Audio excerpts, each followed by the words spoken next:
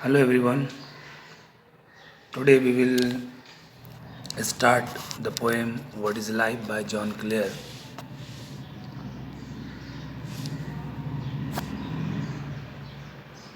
And I hope you will understand this poem because this poem is, as the title itself shows, is highly abstract, related to very abstract topic, that is life, or we can say it is related to the most abstract topic that we human beings come across.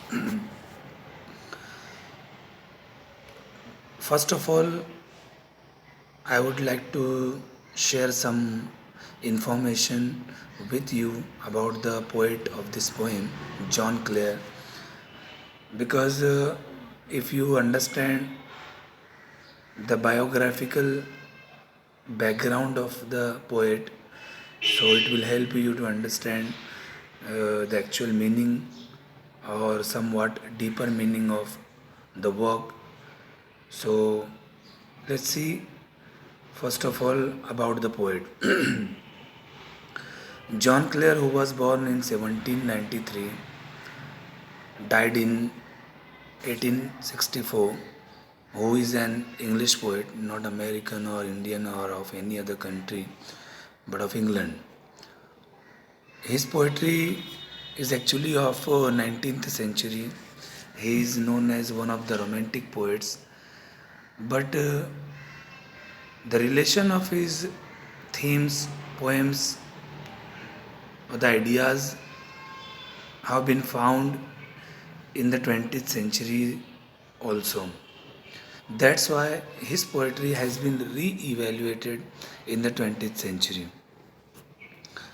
And you see, this poet was actually a very belongs to a very humble family, a very poor family, because he was the son of a farm laborer.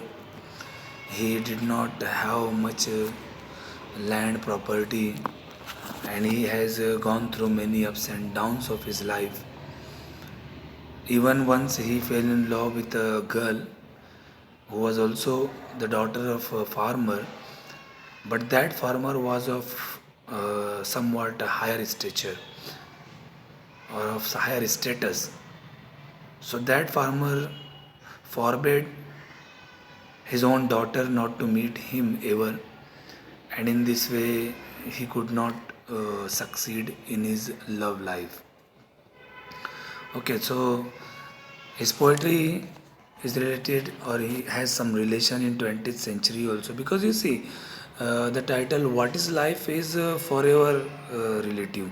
It is never disconnected, or it will never be considered as irrelevant topic to be studied. That's why What is Life, I think, will remain a very influential, a very anthologized poem ever.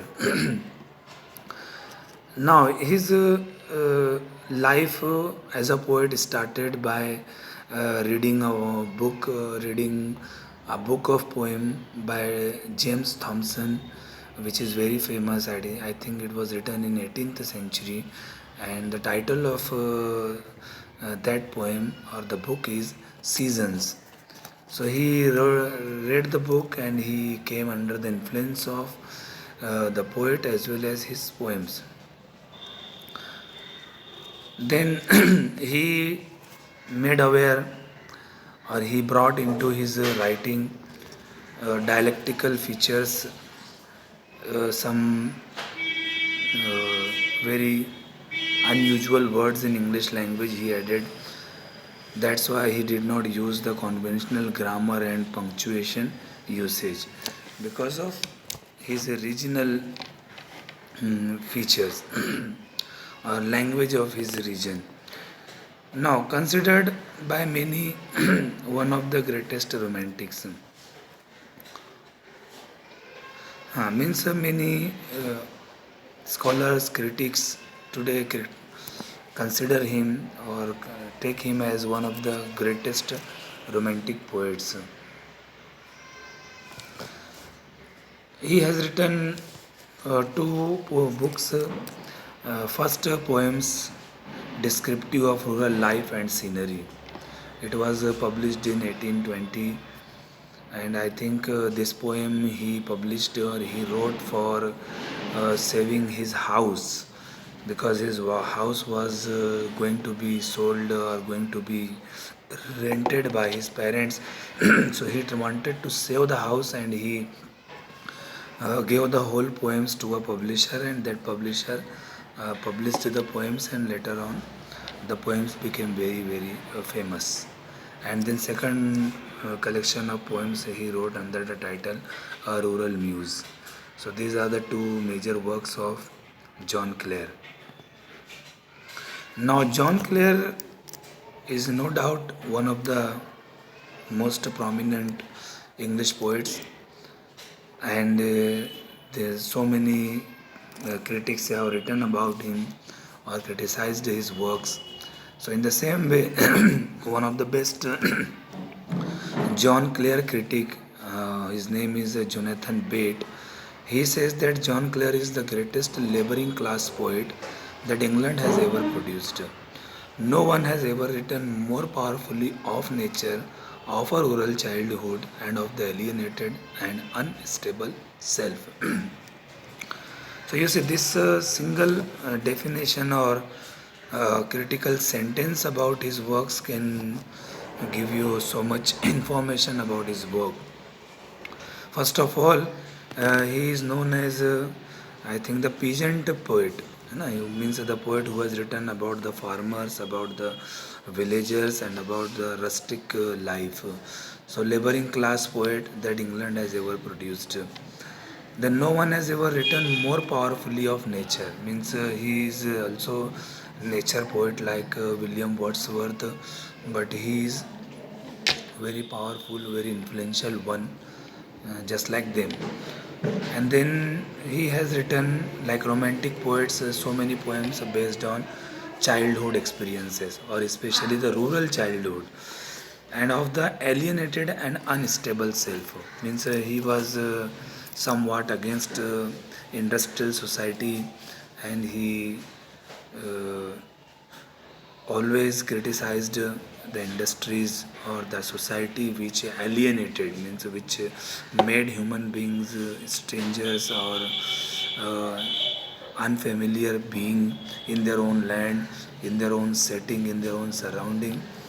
And the last very philosophical point of his poem was that he described his the idea of unstable self, that how human self is very unstable. It is not constant, it is not stable, continuously changes, by coming into influence, by coming under influence, so many external things. So these are the very important things that I wanted to share with you about the poet John Clare. Now let's see the poem. What is life, and what is this poem about? So about the poem, meditation on a number of foundational questions. So see, no doubt the biggest, the most important question for all human beings is, should be, and must be, the basic question, or the most basic question is, what is life? Because we successfully understand so many things in the world, so many things around us, but when we start thinking about the meaning of life, so we get fully confused, or we don't get a very clear answer or idea about this topic, what is life. So this poem puts so many foundational questions for describing his idea about life. I mean, John Clare's idea. He is giving in this poem his own idea, whether life is immortal or immortal, life is full of problems, full of grief, or something else. So we will study, or we will see what is given in this poem. Then vivid images of nature and seasonality. See, life is actually highly abstract.